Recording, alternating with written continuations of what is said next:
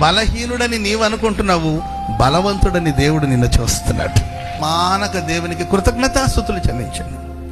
అది శ్రమలు కానీ, పోరాటాలు కానీ, అది విజయం కానీ, యుద్ధాలు కానీ, విజయం రాని, అపజయాలు రాని, అపజయాల్లో కూడా దేవుడు పాఠాలు నేర్పిస్తాడు. ఏదో ఒక టైం వస్తుంది, ఆ రోజు పరిపూర్ణమైన ప్రత్యక్షతను దేవుడు నీకు ఇస్తాడు. ఆ రోజు తెరచిన పుస్తకంలాగా అన్ని దేవుడు నీకు బయలుపరుస్తాడు. అప్పుడు అంతవరకు నువ్వు అర్థం కాలేదే, ఇది అర్థం కాలేదు, అర్థం చేసుకోవాలని నీవు ఆరాటపడాల్సిన అవసరం లేదు. దేవుడు నిన్ను నడిపిస్తున్న మార్గంలో కృతజ్ఞతాస్తుతులు చెల్లిస్తూ అలా వెళ్ళిపోండి, అంతేకా. Praise the lord. అర్థమైతే అర్థం చేసుకుని ప్రభుని స్తుతించండి, అర్థం కాకపోతే దేవునికి స్తోత్రం.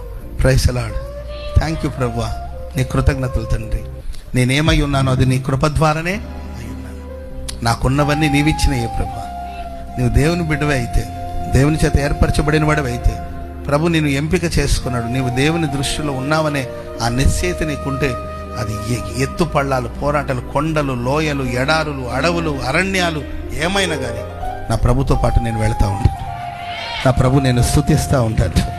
నా ప్రభుని స్తుతించి కూడా నేను ఉండలేను. నా గొంతులో ఊపిరి ఉన్నంత వరకు నా దేవునికి నేను కృతజ్ఞతగా ఉంటాను. మేలు జరిగిన ప్రభుని స్తుతించండి, మేలు జరగకపోయినా ప్రభుని స్తుతించండి.